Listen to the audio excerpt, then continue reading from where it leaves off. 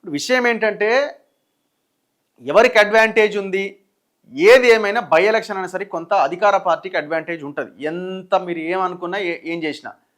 ఎందుకంటే power, policing, అన్ని రకాల వ్యవహారాలు వాళ్ళ చేతుల్లో ఉంటాయి కాబట్టి కొన్ని ఎలక్షన్లకు ముందు కొన్ని స్కీమ్స్ ఇవన్నీ ఇప్పుడు జూబ్లీ హిల్స్ మీద ప్రధానంగా ఫోకస్ చేసి దాదాపు 100-200 కోట్ల పనులు ఏదో స్టార్ట్ చేసి ఇవన్నీ దీంతో మేము ఇంకా 3 ఏళ్ళ అధికారంలో ఉంటాం, ఇంకా మీరు ఇక్కడ ఎమ్మెల్యే అధికార పార్టీ ఎమ్మెల్యేని గెలిపిస్తే అవకాశం ఉంటుందని ఒకటి. ఇప్పుడు ఒకవేళ నవీన్ యాదవ్ గెలిస్తే హైదరాబాద్లో ఎవరు మంత్రులు లేరు, మంత్రి పదవి వచ్చే అవకాశం కూడా ఉన్నదని ఇంకొక ప్రచారం. ఇవన్నింటి నేపథ్యంలో కొంత పాజిటివిటీ అనేది ఉంటుంది. గతంలో కూడా బై ఎలక్షన్స్ మనం చరిత్ర చూసినా కూడా అదే పరిస్థితి ఉంటుంది.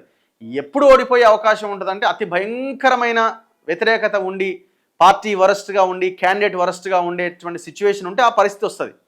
కానీ ఇవాళ కాంగ్రెస్ 2 సంవత్సరాల పరిపాలన మీద కొంత వ్యతిరేకత ఉన్నా రకరకాల విషయాలు, నిరుద్యోగుల అంశంలో ఇంకో దాంట్లో క్యాండిడేట్ విషయంలో వీళ్ళకి అడ్వాంటేజ్గా మారింది. నవీన్ యాదవ్కి టికెట్ ఇవ్వడం కొంత కాంగ్రెస్కి అడ్వాంటేజ్గా మారింది.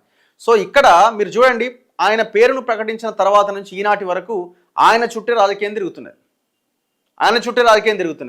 సరే, కొంత ఆయన వాళ్ళ ఫాదర్ రౌడీ షీటర్ అని ఇంకొక రకంగా ప్రచారం చేసినా దాన్నేం ప్రజలు ఇప్పుడేం ఆయన కత్తులు పట్టుకొని రాళ్ళు పట్టుకొని ఇళ్ళ మీదకి పోయిన సందర్భాలు ఎక్కడైనా ఉన్నాయా?